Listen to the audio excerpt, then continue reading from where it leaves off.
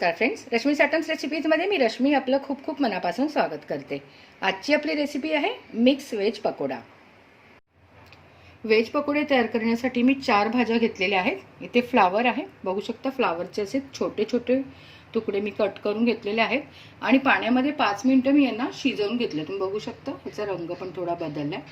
इथे ही घोसाळी आहे, त्याला गिलकं असंही म्हणतात, सॉफ्ट असतं।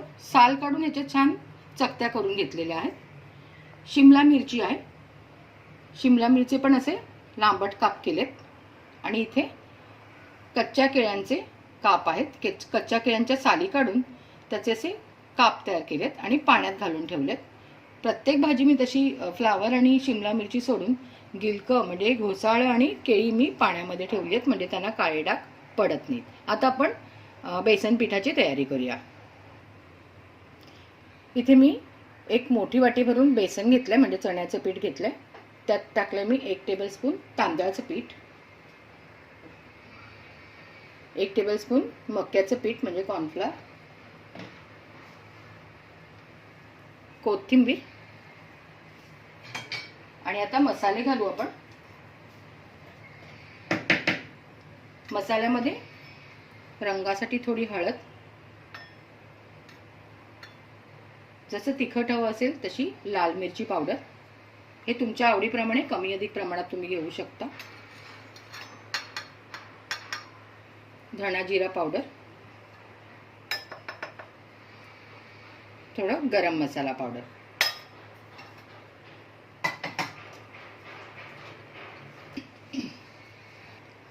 इथे मीठ टाकल्यानंतर चवीसाठी आपण मीठ टाकलेलं आहे। मीठ टाकल्यानंतर आपल्याला यामध्ये तेलाचं थोडंसं मोहन घालायचं आहे।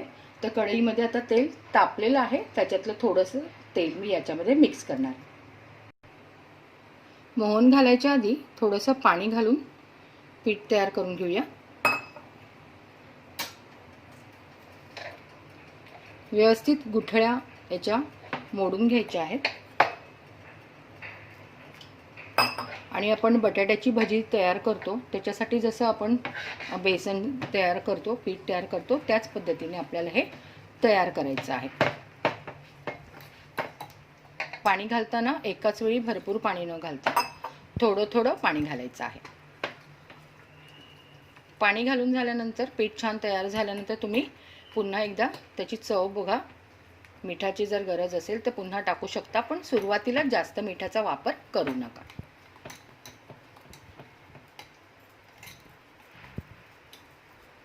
अजूनही बघू शकता खूप जाडसर आहे।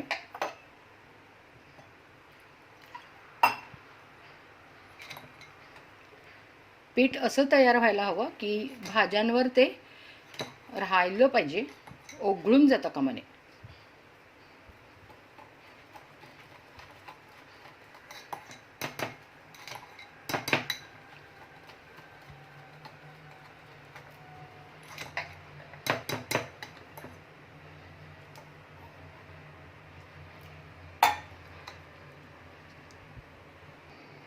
पाहू शकता पीठ तयार झालेलं आहे, इतकं जाडसर आपल्याला हवं। आता यामध्ये मी गरम तेल घालते थोडंसं, 1 टेबलस्पून इतकं घालायचं आहे आणि पटकन मिक्स करायचं आहे।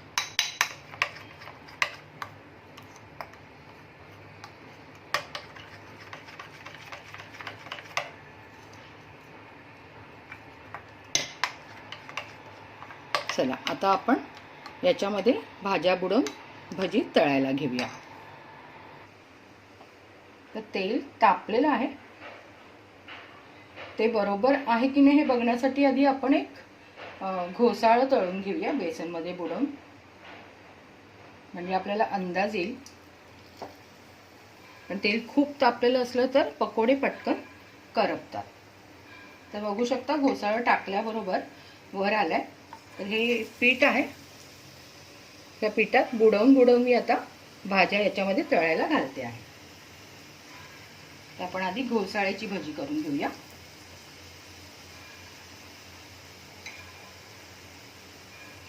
खूप जणांना घोसाळं खूप मऊसर असतं म्हणून आवडत नाही, पण घोसाळ्याची भजी अप्रतिम होतात। तुम्हाला ओव्याची चव जर आवडत असेल ना तर तुम्ही ओवा पण याच्यामध्ये घालू शकता.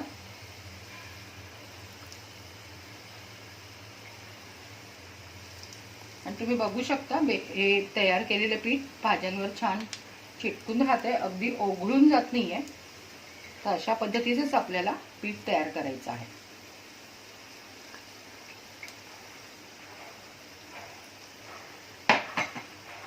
एका बाजूने छान आपण फ्राय व्हायला देऊया आणि नंतर यांना पलटून घेऊया.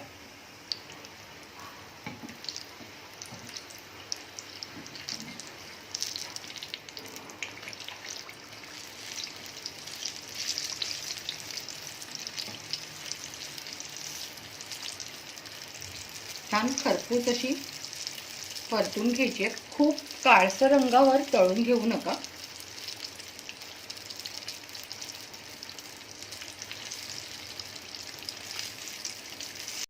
ही भाजी तयार झालेली आहे, तर काढून घेते. बघू शकता कशी मस्त दिसतात आणि आवाज पण तुम्ही ऐकू शकता. गरमागरम जर तुम्ही सर्व करता ना तर मस्त कुरकुरीत लागतात ही भाजी. आता आपण कच्च्या केळ्याची भाजी करूया.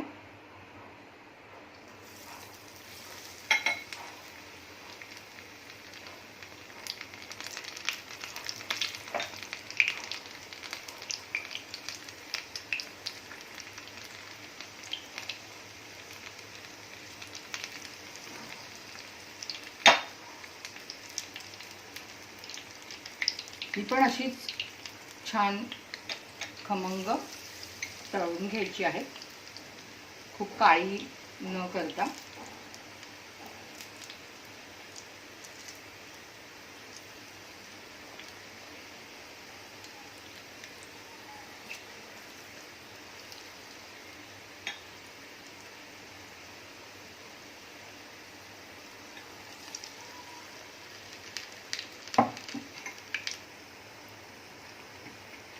याला पण आता छान परतून घेऊ आपण.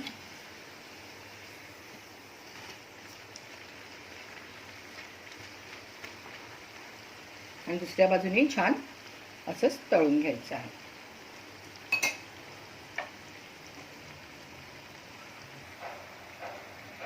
ही केळ्याची भजी पण छान खरपूस तळून तयार झालेली आहे. त्यांना काढून घेऊया आपण.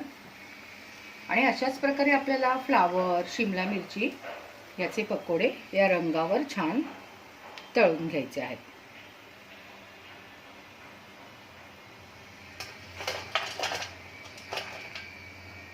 जास्त वेळ जाणार नाही आपण. आता आपण हे फ्लावरचे तुकडे घातलेत बेसनमध्ये बुडवून. हे खायला तर खूपच मजा येते. मुलांना हे सॉसवर खायला खूप आवडतात. तुम्ही अगदी तिखट चटणी बरोबर पण खाऊ शकता. दही पुदिन्याची चटणी खूप छान लागते याच्यासोबत.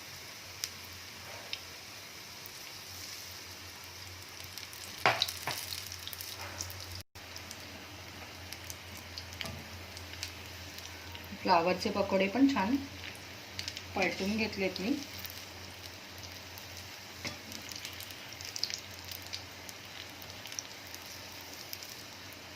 यांना पण असंच गोल्डन रंगावर खरपूस तळून घ्यायचं.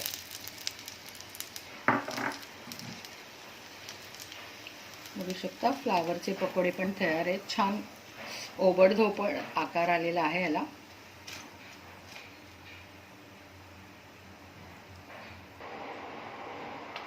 आता हे शिमला मिरचीचे तुकडे टाकते.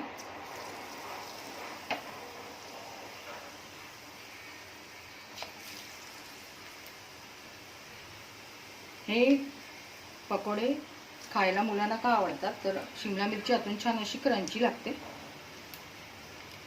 भजी खाताना छान अशी कुरकुरीत लागतात.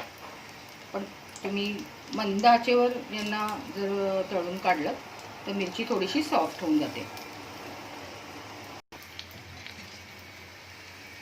शिमला मिरची पण आता छान तयार झालेली आहे. शिमला मिरचीची भाजी. मी असे लांबट तुकडे कट केलेले होते शिमला मिरचीचे. तुम्ही चौकोनी तुकडे पण कट करू शकता.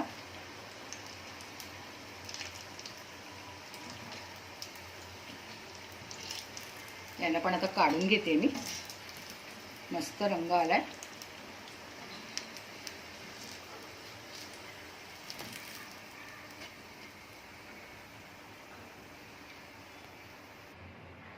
फ्रेंड्स, आपले गरमागरम मिक्स वेज पकोडे म्हणजे वेगवेगळ्या भाज्यांपासून तयार केलेली भजी तयार आहेत.